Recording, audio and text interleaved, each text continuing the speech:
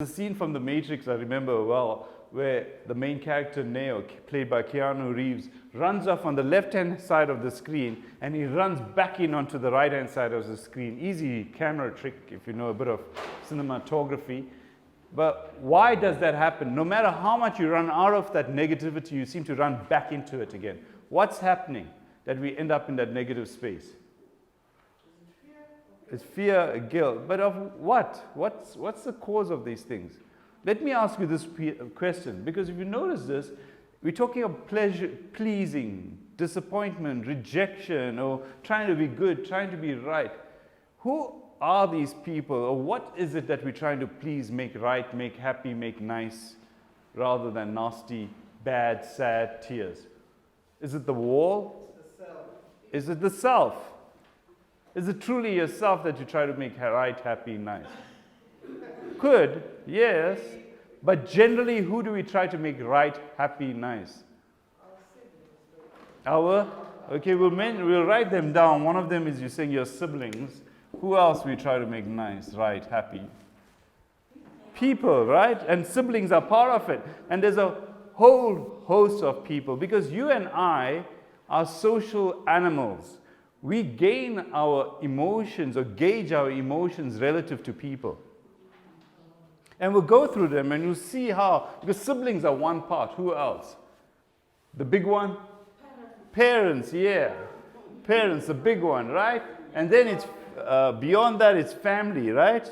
Right? And I mean, I know siblings and parents, but yes, we've got to put them down, the partner, right?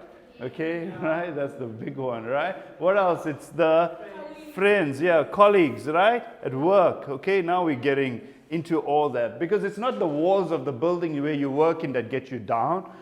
You don't care what the wall color is. It's about the people in that space you occupy. I know you spent 3 months researching your organization. You went and checked out its vision and mission statement and read up on its annual report. But it's that 5, 10 people you hang out with on a daily basis at work that make or break you.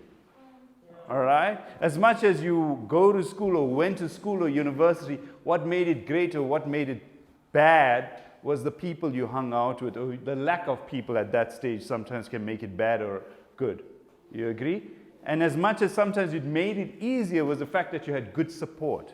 All right? And sometimes what made it harder was the lack of support during that time from the people and the situation. As much as you went to the best school in the country, it wasn't about the best school, it was about the people in the school.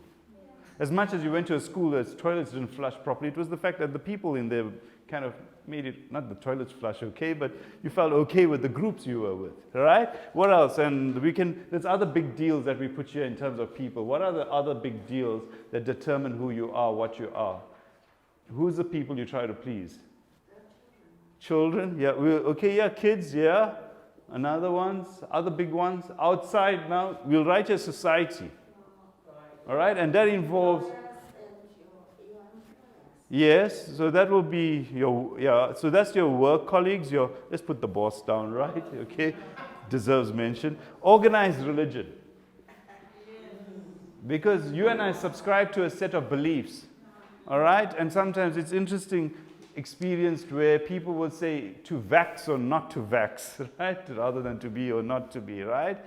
And sometimes we'll use religion, be it right or wrong, or conspiracy theories or whatever it might be, right? 10, 20 years from now, they'll probably say we wasted our time being vaccinated. Oh, wow, thank God you did. We don't know, okay? Right? And then what else is here? Other big ones? Some people might put government, right? Right? When you listen to the radio on your way to work, you wonder why you're in a bad mood, because you hear that the petrol price is going up, okay? All right? And you're like lousy, or that they're going to now. My son asked me on the way I was driving him to school, Dad, aren't you supposed to pay when you go underneath those purple lights? And I was like feeling very uncomfortable because I'm teaching him truth, right? And he asked, don't you supposed to pay when you go through the toll gates? And I said, most South Africans don't pay, right? And it's like, why? And I don't want to tell him about negativity. So like I said, we're kind of not sure where the money goes, right? Right? Let's face it, right? And most South Africans have felt, and he says, shouldn't they and he came up with a novel. He said, aren't they going to kick you out of the country? And I thought that might be a good thing. Okay, which country will accept us, 80% of Gautengers, right? But that was fascinating that he said, I said, no, they're not likely to kick us out because no one wants us, right? But anyway, right? But anyway, that was interesting, right? Because at some level, when you drive past that purple lights, it's not like you throw a party. It's like you get that picture of your car with the number plate. I mean, they get that sent to you, but if your car gets stolen, you can't never find your car again, right? Even though it went through those purple lights. You understand? And that's what maybe creates South Africans' dilemma, right? Yeah? And the whole big thing is that we feel not right, not nice in terms of that. And there's another big factor that determines our mood, our emotions. Maybe if you're a bit more younger, that determines it. Which other factor we've left out? Social media. I'll just write the word media, because as much as it's social media, in the old days it was the newspapers or magazines. Nowadays it's in your face. All right? Social media determines whether you're happy or sad, right or wrong, especially amongst the youngsters. How many likes you have, how many followers, how many subscriptions, all those things. And what's happening is this all is, and I drew it in a circle because this determines your mindset. Now, what does this mean? This is all the information that you get from the world. This is all the places you give various value to, power to. You make this the benchmark. You make this the reference point. So, for example, I walked into this room and I started to speak in English.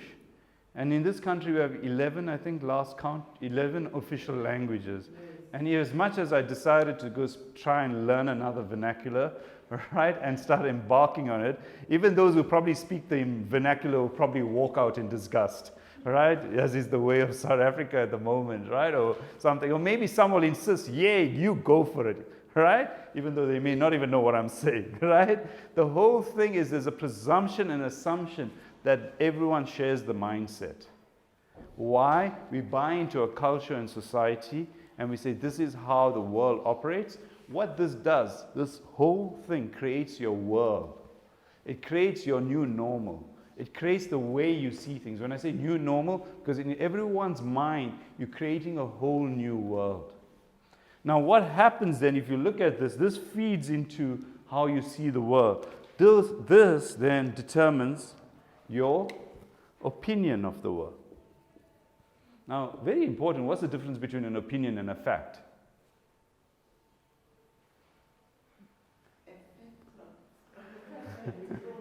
Yeah, it's proved by who? Science, yeah. In 1900, what was the scientific fact? Could you fly? No. So was it an opinion or a fact when they said you couldn't fly? It was a fact. You couldn't fly. Yes, you couldn't get on a plane and fly. But the whole thing was that, interestingly, in time, it got proved to be a fact. As much as Orville and Wilbur Wright says, I think we can fly, they probably would have been dragged into a facility if they stuck at it and didn't make an effort to try and fly. You understand where I'm coming from? What's interesting, you may say it's based on science, and what's fascinating as well, what you and I accept as a fact today may very well be an opinion tomorrow. What is seen as logical and rational today may have been an opinion yesterday and will be an opinion in the future. All right? So what's interesting if you go to school is to learn the logic and rationality of how the world operates at the moment. And it very well could be an opinion rather than a fact. A fact is, you may claim, is based on science, but if you take it further, may not necessarily be truth. Does that resonate?